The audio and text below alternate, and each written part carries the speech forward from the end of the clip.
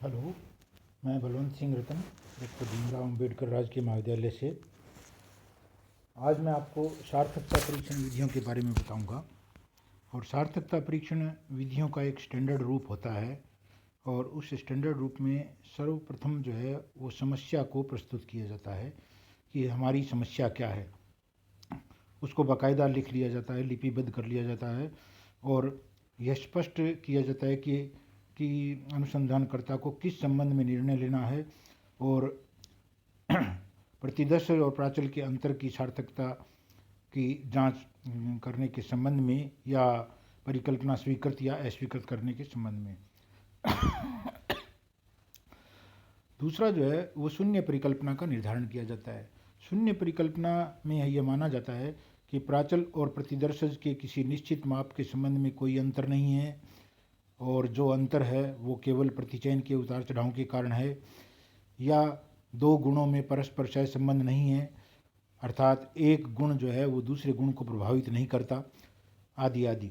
तो हम शून्य परिकल्पना का निर्धारण करते हैं। उसके बाद हम सार्थकता स्तर का चुनाव करते हैं।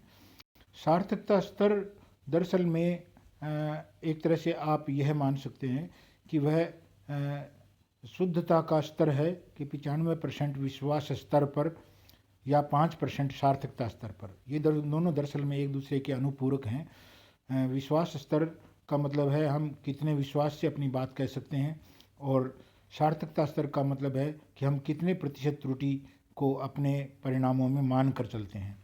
तो हमें सार्थकता स्तर का चुनाव करना होता है।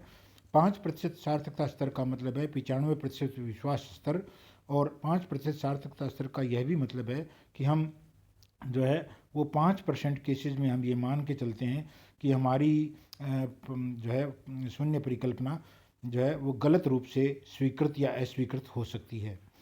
तो हमें सार्थकता स्तर का चुनाव करना होता है। सार्थकता स्तर के बाद में संबंधित प्रमाप त्रुटि की गणना करनी होती है। संबंधित प्रमाप त्रुटि की गणना के लिए मैं आपको यह बताना चाहूँगा कि जब मैंने आपको सैम्पलिंग डिस्ट्रीब्यूशन के बारे में बताया था, तब मैंने आपको प्रमाप त्रुटि के बारे में बताया था। प्रमाप त्रुटि किसी भी प्रतिदर्श के सभी संभावित मानों का जो है वो प्रमाप विचलन होता है। किसी प्रतिदर्शज के सभी संभावित मानों का प्रमाप विचलन जो है उस जो है प्रतिदर्शज की प्रमाप त्रुटि कहलाता है। तो हमें प्रमाप त्रुटि की गणना करनी होती है, और प्रमाप त्रुटि की गणना के बाद में हम सार्थकता अनुपात की गणना करते हैं। सार्थकता अनुपात में का एक सामान्य सूत्र है अंतर बटा प्रमाप त्रुटि। अंतर उन दो चीज़ों का जिनके बीच अंतर की हमें जांच करनी हो, और उस संबंधित जो है प्रतिदर्शज की प्रमाप त्रुटि से उसको डिवाइड करते हैं। इसको सिग्निफिकेंस रेशो या कई बार SR भी बोलते हैं, और कई बार कैपिटल T के रूप में भी लिखते हैं। और उसके बाद में हमें उसका इंटरप्रिटेशन करना होता है, निर्वचन करना होता है।